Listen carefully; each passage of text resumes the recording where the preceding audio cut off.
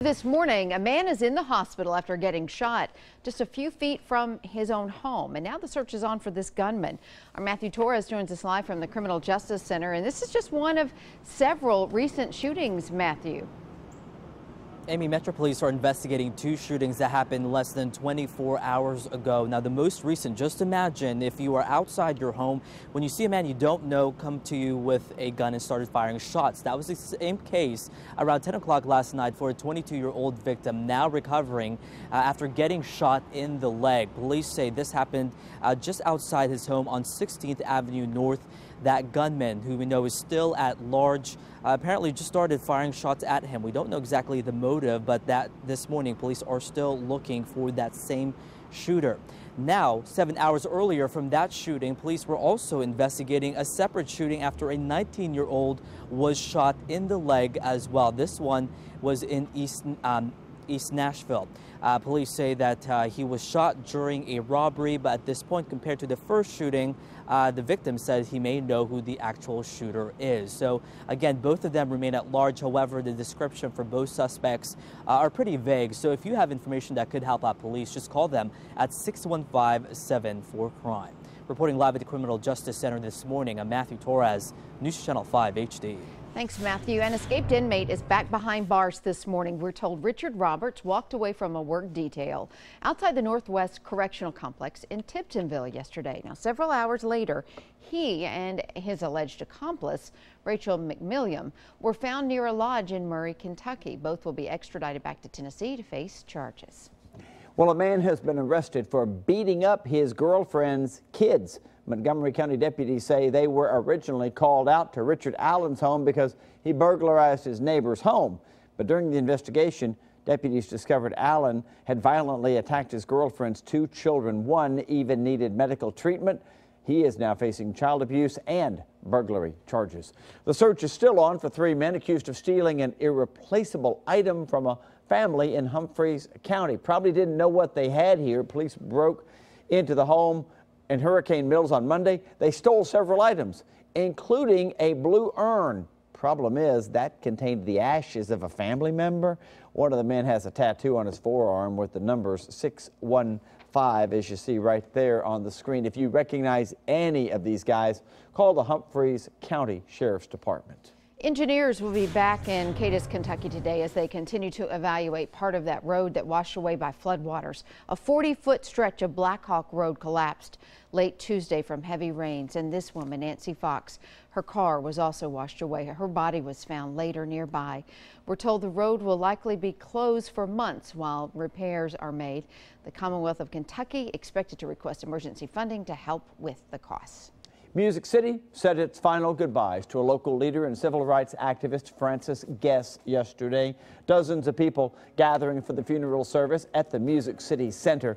Guess served on the National Civil Rights Commission and as the commissioner for the Tennessee Departments of Labor and General Services. He devoted more than 40 years to public service. It's not something in a textbook. It's people and people who have contributed and made a difference. And the things they've done continue to make a difference. I mean, he was just a remarkable guy.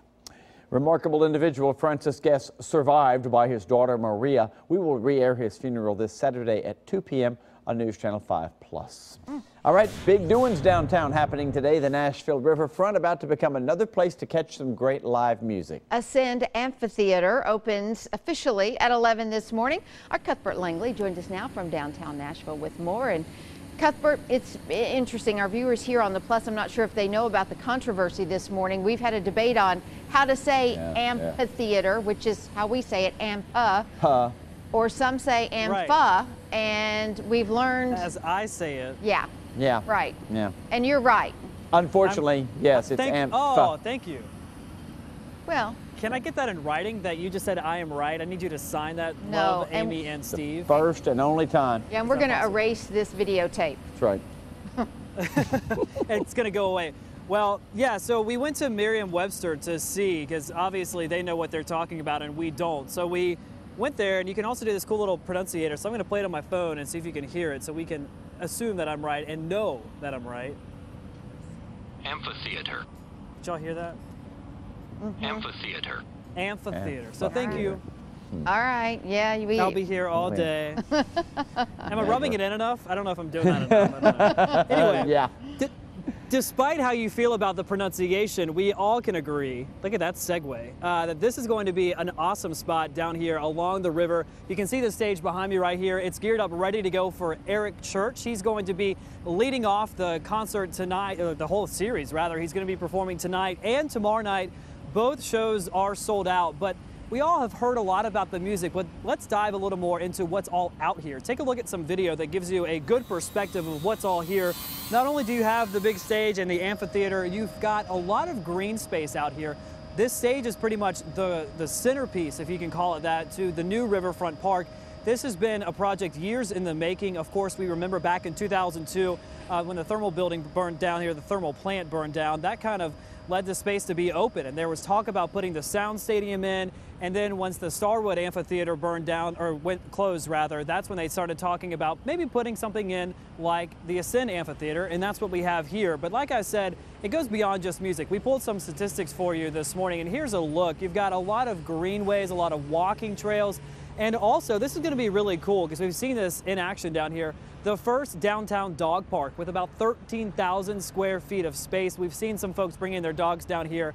In addition, you also have got some basketball courts, a lot of adult fun and children fun. It really is all ages out here. So that's kind of what they wanted. They wanted folks to be able to come and to see the great view of the Korean Vets Bridge right here, as well as the pedestrian bridge too. So there's a lot happening and a lot of big stars coming. We're going to talk more about that coming up in just a little bit. But for now, we're live here in downtown Nashville. I'm Cuthbert Langley, News Channel 5 HD. Very good. Thank you, Cuthbert. All right, he's at the amphitheater. Yes, with the PH. All right.